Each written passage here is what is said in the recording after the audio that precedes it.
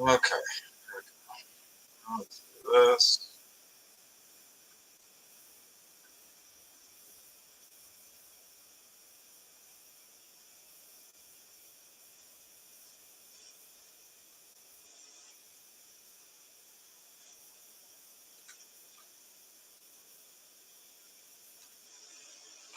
Okay, just mute that real quick, and then we'll grab that, and we'll come over here. So you close that back, open that back up,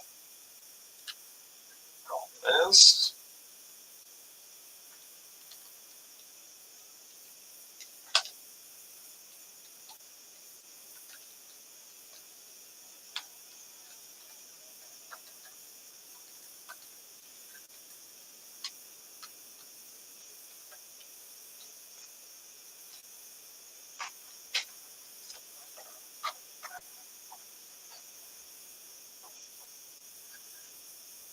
Okay,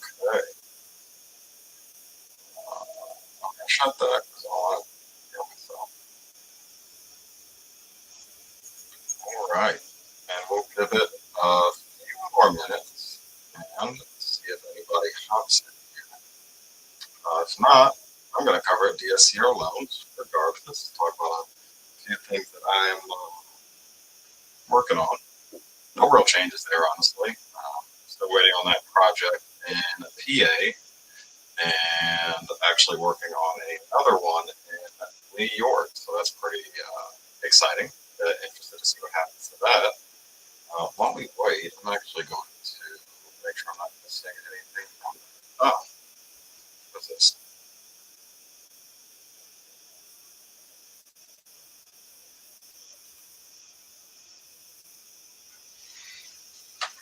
Oh, well, what's this?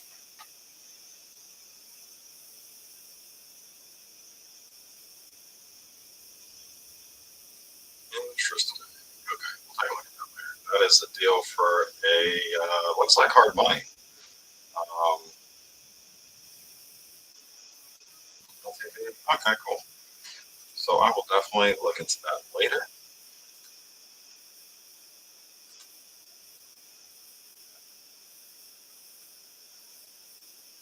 All right, but we're gonna go ahead and get started. We're gonna talk a little about some DSCR loans. So, as we all know, sure know by now, DSCR loans are debt service coverage ratio loans. I think it's,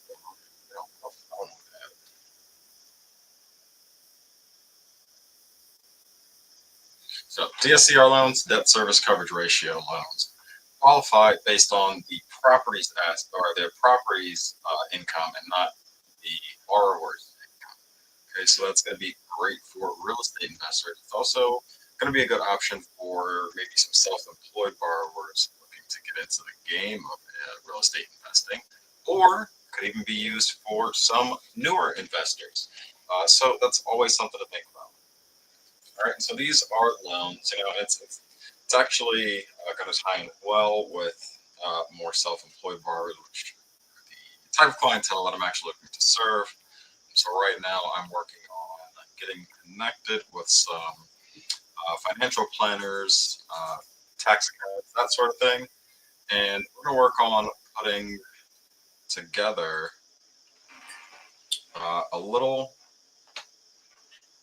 I'm working on putting something together where we can be able to serve more self-employed borrowers, working with financial planners, and get some real estate agents on board. That way, we kind of got the trifecta going. Um, and I definitely want to bridge that gap between agents and investors because it's really weird. We're all on the same team. Doesn't matter if you're licensed or not. We're all here to solve somebody's problem.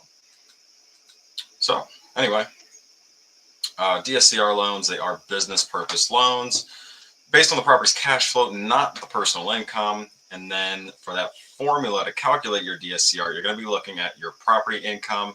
You're going to divide that by your debt payments. All right. And so this is great because they're you can buy you can purchase a property without having it being rented out already, and oh my gosh, I'm all over the place. Okay, where? So I'm losing my train of thought, and I'm just, okay. Okay, I'm gonna close this because I'm not gonna worry about checking Facebook. The link is there if you want it. Hello, Sophie. Um, Sorry, I'm looking for Oh, it's not going to be in here, is it? I really don't need it. Okay, cool. So I'm going to take this from the top. All right. DSCR loans, they are debt service coverage ratio loans. They are business purpose loans, and they're going to be focusing on the property's cash flow and not your current income. Okay, so this is going to be good for investors, self-employed borrowers looking to start investing, or first-time investors in general. Great options for you. So these loans do not include any rehab funds. So if you're looking for some hard money included in this, you're going to have to get that separately. And then, of course, refinance out of it once you're finished with your project. Some lenders that offer hard money do have programs where they can just refinance you out yourself. So if you do like that lender, you can always stick with them if you so choose. So they don't include those rehab funds. When you're qualifying for this loan, there are going to be no tax returns, no W-2s to look at, okay, because it's qualifying based on the property's income. And one of the other main factors is that your credit score is going to be a big part of this. Okay, so that credit score and the property cash flow are going to definitely factor in to your DSCR ratio, and now, excuse me, your rate. And so when it comes to the property, you want to look at that DSCR ratio. Okay, and that's going to be your property income divided by your debt payments, and that's going to give you a ratio. So let's say you had $2,000 in income and you have $1,800 in debt payments. Okay, that's going to give you a ratio of 1.11. Now, lenders are typically wanting to see, at least a 1, because that means you're breaking even. Above a 1 means you're cash flowing. So lenders typically looking for about 1.2. That's going to be pretty strong, but of course they do go the opposite way with the negative and the I wouldn't negative cash flow situations, but below 1 DSCRs, and then you got your sub ones, or no ratio, they can be called. And so when it comes to these properties, they can be used on a lot of different, when it comes to these loans, they can be used on a lot of different properties. Single family, multifamily, have a lender that's going up to 25 units. So that's pretty nice. Single family, multifamily, mixed use, residential, commercial. Well, there are commercial DSCR loans, but I'm not working with any commercial lenders at the moment. So yeah, pretty versatile loans. Let's see, anything else I want to briefly cover? Don't really want to spend too much time on that. Your credit score is needed to qualify. I wonder if I can just go off of. Wait, I'm all over the place tonight, aren't I? Nope, I'm not coming back to that. Sorry, close the tab.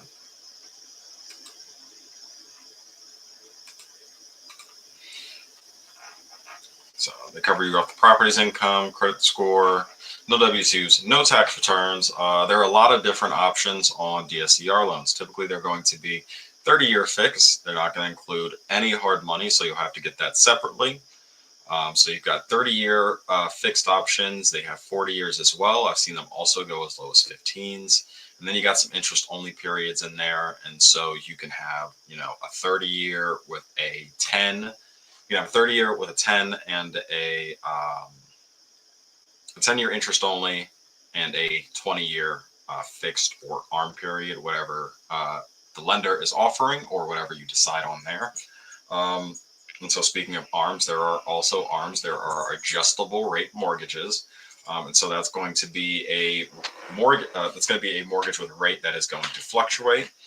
So if you're looking at a ARM, it's typically going to be two numbers. For example, 5/6. That first number is how long your payment is going to be fixed, and then the second number is going to be that adjustment rate.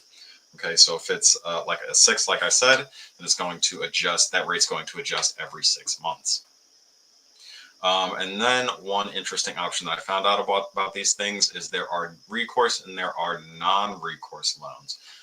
Non-recourse meaning they will not personally come after you, but most of these loans, they are recourse. And so if you miss those payments, they will eventually come back to you and can definitely affect your credit. And that wouldn't be great, because that's one of the main factors that's used in considering you for these loans, because they're not diving into your personal income here. And so these loans are typically going to be a little bit riskier. And that's why having a good credit score offhand is going to show that you have, you're a good borrower. You're paying off your debts.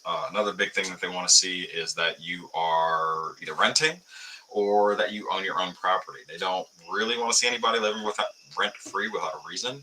Being a renter is a bit more responsibility, and obviously these guys are giving you a loan for a home. So that's just a good way for them to measure, okay, this person's pretty responsible. They're going to be able to make those payments. Obviously, well, that really wouldn't matter. I was going to say if you owned your home and you didn't make payments, but I kind of already briefly touched on that.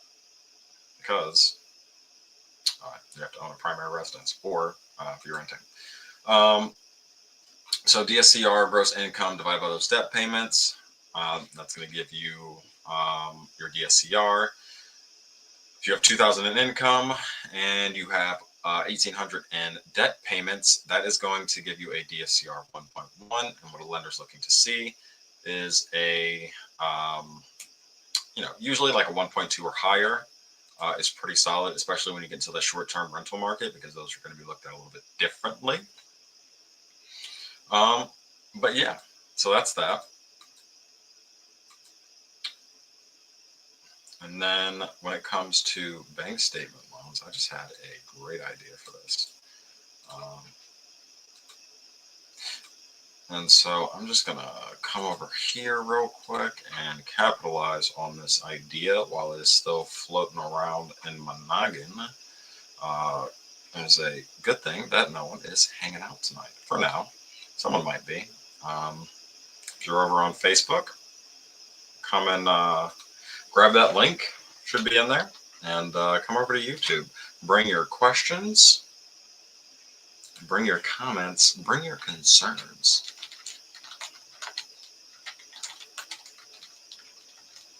Says general information. I have this side of DSCR Loans. Something similar. Bank statement. Keep loans, but keep them separate. Okay, cool. Cool.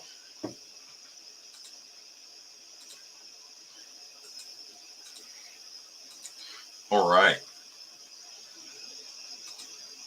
So that was a little quick overview of DSCR. I'm planning on putting together another little quick overview. I'm not really putting that together. It's kind of already put together.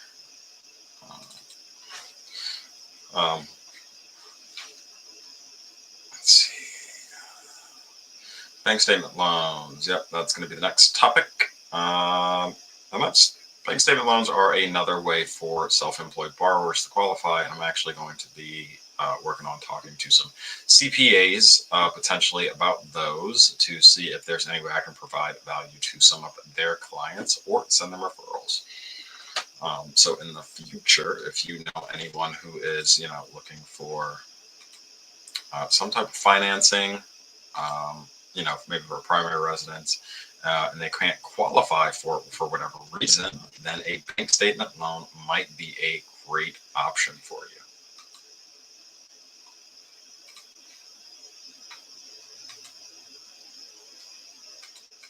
Let's see here.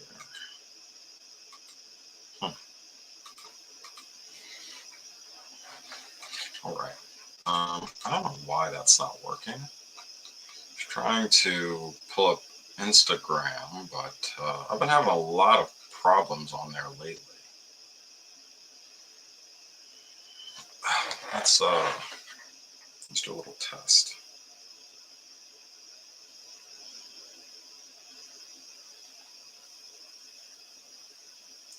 So I want to make sure that this is actually okay. Yeah. So I don't know if this is actually. It says it's still live there.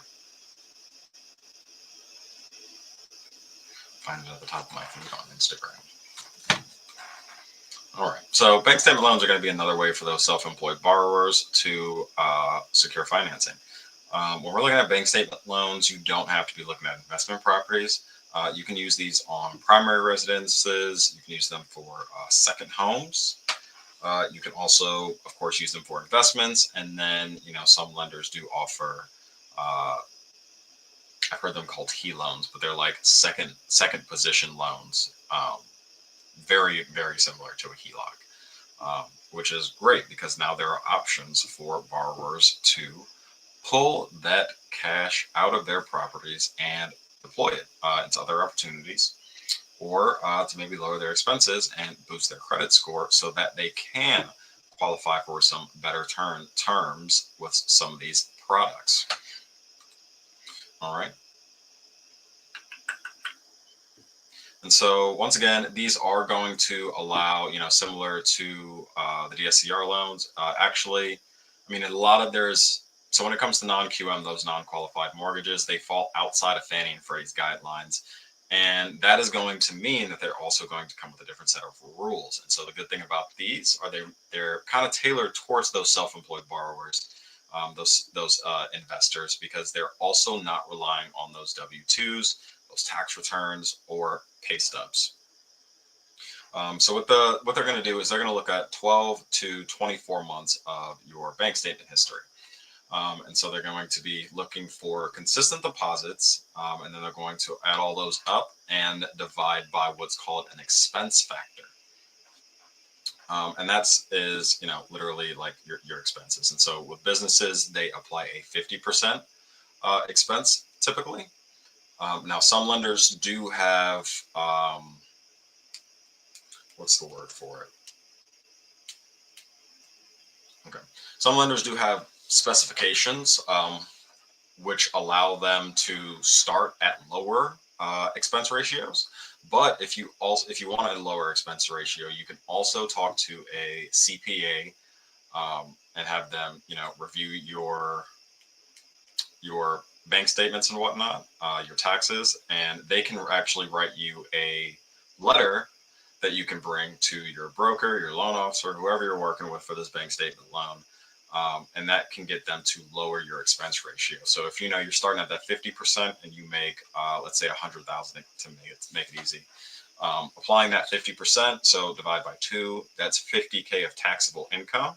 Okay, so if you were able to lower that, let's say, and you were able to knock it down by another quarter, so you're only getting that 25% expense factor, right? So on 100,000, that is now 20,000. Wait, did I do that backwards? It should be 75,000, not 20,000. So yeah, you can bring a letter from a CPA, get that amount lowered.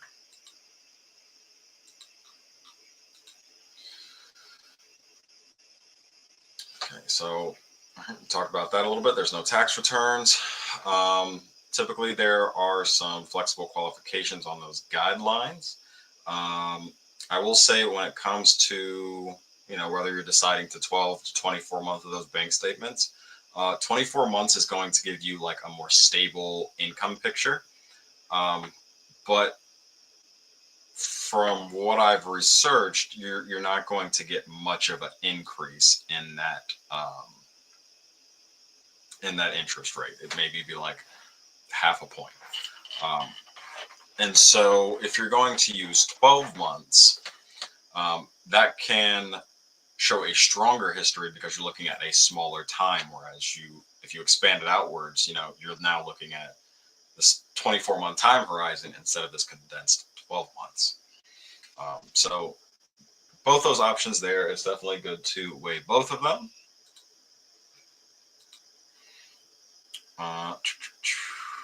Available for personal and investment properties. And of course, there are loan amounts that are going to vary between lenders. Great for borrowers who aren't going to be able to qualify through traditional means. So those conventional loans are not going to be up their alley. And this is also going to allow business owners, self-employed, real estate investors to find ways to reinvest that capital. Because, as a self-employed borrower, your goal is to make as much income as possible, or self-employed person, your goal is to make as much income as possible, and through your write-offs and expenses, get that taxable amount lowered so you're paying less in taxes, but that also means that you are making less money on paper. And so that's why these are great products for EU. Tailored to match complex financial situations. Higher LTVs available compared to other non-QM products. I've definitely been looking at these when I'm looking for refis because DSCR, you typically have about 75% out on a cash out. I've seen a couple lenders who have bank statement programs going up to about 80%. And so if you're looking for that max cash out, then looking at a bank statement loan or maybe even a P&L, we're getting to those a little more maybe tomorrow. We'll see. But yeah, with that bank statement loan, lost my train of thought. Crap. All right, moving on. That's what I was going to say. If you're looking for a refinance, just being able to compare different options. Even if this one product sounds great and that's what you're looking for, make sure you get those options, but make sure you also are taking a look at some other options because you want to make sure that you are getting the best program that is going to fit your scenario. So minimum credit scores going to be a little, actually it's about the same with DSCR. So minimum is going to be about a 620 maybe. But with bank statement loans, you're definitely going to want to have a higher credit score. So if you can be closer to that, 660, 700 range, that'll probably do you a lot more good. Loan to values, 90% on purchases. Haven't seen it on refinances yet. Now, you're still going to need some reserves on this loans. Okay, so those reserves are going to be your principal, your interest, your taxes, your insurance. Okay, and that is also going to depend on the lender, the loan itself, your profile as a borrower, and the asset. So a lot of factors at play here. Pretty much the same when you're looking at a DSCR loan, and it's going to be a lot of the same for a lot of these DSCR products that you're looking at. That you're going to need a healthy amount of reserves. Good amounts, typically 6 months. That's where a lot of lenders sit. So the good thing about bank statement loans is you can use personal bank statements or you can use your business bank statements. So you can actually use a mix of them. Yeah, you can actually combine them if you're commingling your funds. So that, that is still an option.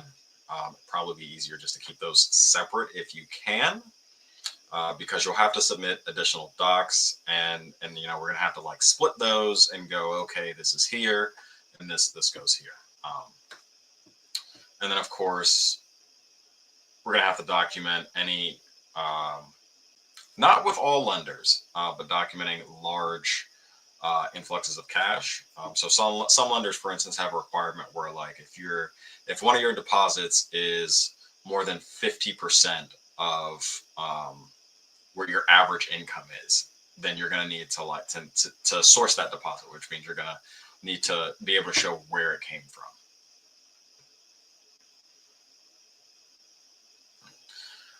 Some lenders do use a DTI approach, unlike DSCR.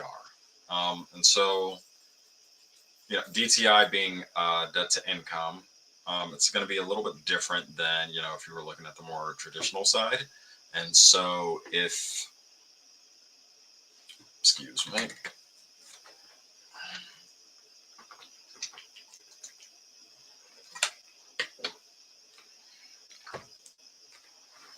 Okay.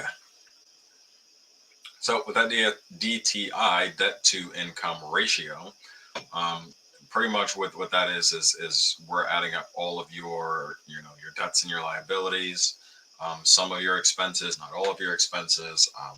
There's different categories, but just a quick overview, and then we're dividing that by the money that you're making, and that's going to give us a ratio that's going to pretty much tell us like what capacity you're at, in terms of how much more financial stress you could handle.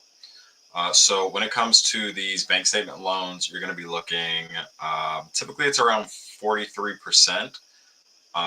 You can go higher than that, obviously, but it does get a little bit riskier, especially when you get up towards that 50%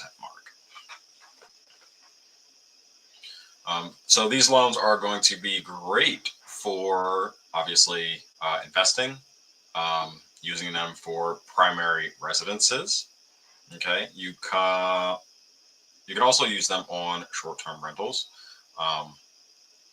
and then you can. What's a good strategy you could use? I would say, I'm gonna figure that out. Unlike DSCR, I mean, I'm sure you could, still like, a hard money refinance into a bank statement loan, because, they typically have that higher LTV, so that is an option. I'm just thinking of like more creative pairings than that kind of simple strategy there. Simple, but effective. And maybe that's all you need to get your next property across the finish line.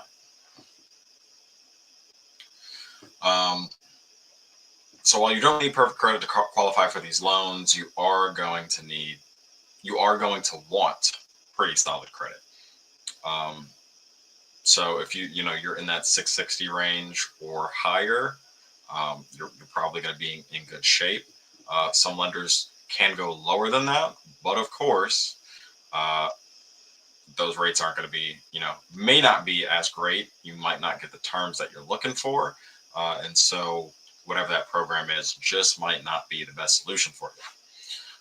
So unlike DSCR loans, these are not only business purpose loans. You can use them for investment properties, but you can also use them for second homes. You can use them for your primary, and you can also use them for, similar to a HELOC, if you wanted to have a second position loan, pull some cash out, put it somewhere else, also an option.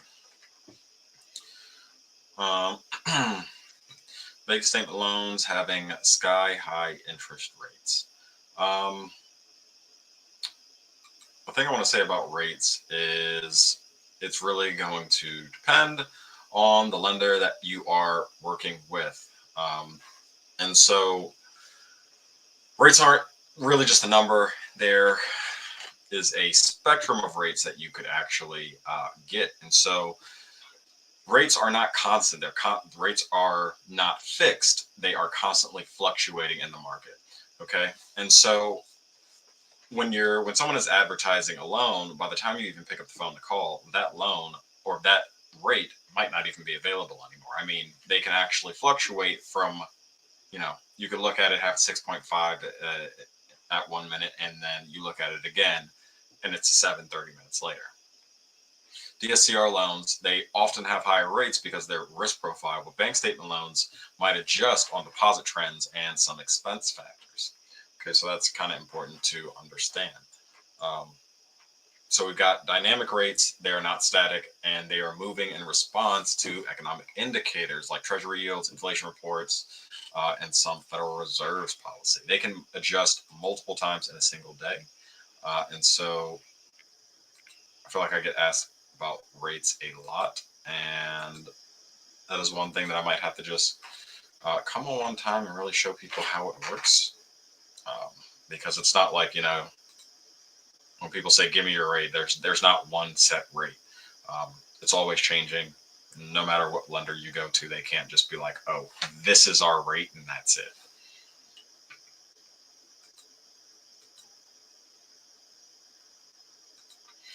All right, moving on. Documentation with bank statement loans. You're obviously going to need your bank statements. They are called bank statement loans. So make sure you got some clear records. Make sure you're keeping track of all of your deposits. These loans might have higher interest rates. If it makes sense for you, you can buy down the rate. You can get whatever rate you want. You just got to buy it down. If you're willing to pay those points, the market is yours. But you definitely want to make sure you are, working with someone who can get you access to multiple programs and, really knows the ins and outs of the system per se.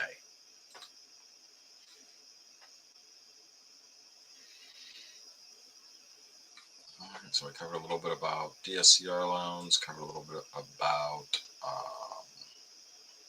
bank statement loans.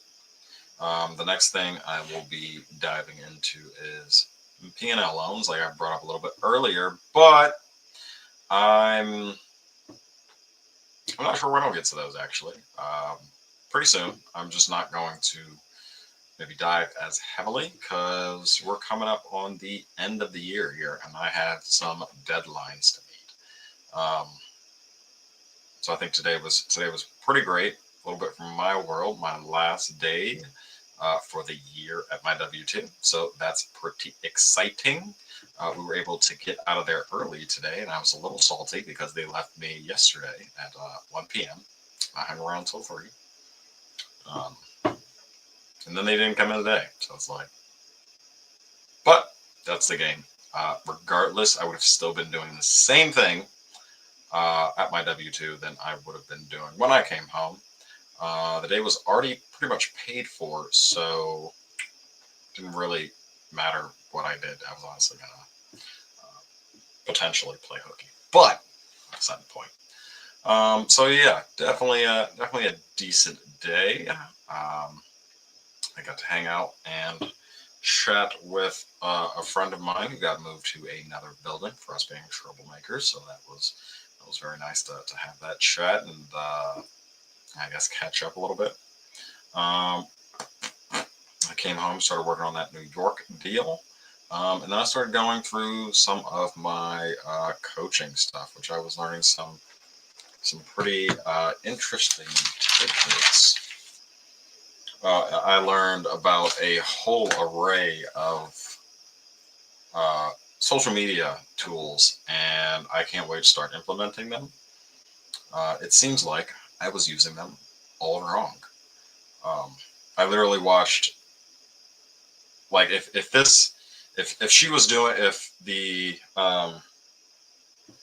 woman who was doing this presentation, like, was making these in real time, I would love to see her sit down for like a 45-minute session and just crank out videos. Because, and I think it really was like, what I was trying to do was like use one piece of, so I've been using captions, for instance. And so I was just using that to like do all my editing. But that takes a while. And so what she was doing was she was leveraging different programs. So like Descript, Pexels, Canva, Captions, CapCut, whole array of things to check out. And so I heard Descript's free. It has an interesting payment option where you I guess, pay for how much you're actually using, like how many hours. So that's super interesting. CapCut I already had experience with. I'm just getting back into it, so learning it on the desktop is going to be fun because I am honestly tired of editing videos on my phone. Pexels, we didn't touch too much on that. It looks similar to Canva from the sounds of it, but Canva has some cool features where you can get B-roll. So that's super interesting. And then, of course, you got captions. And after today's presentation and after some recent events, I really think captions is good for captions, and that's what I'll leave it at. So that's where we're gonna drop that one at. But that is pretty much what I've been working on today. I need to reach out to some people, see if I can get connected with some CPAs, some attorneys, and start working to bring them some more value. See if I can find them some people to work with, and then also show agents how to do it. Really just get everybody on the same page so we can start helping some self-employed borrowers and some real estate investors or those who want to get into the game. So really, that's kind of all I got for today. Well,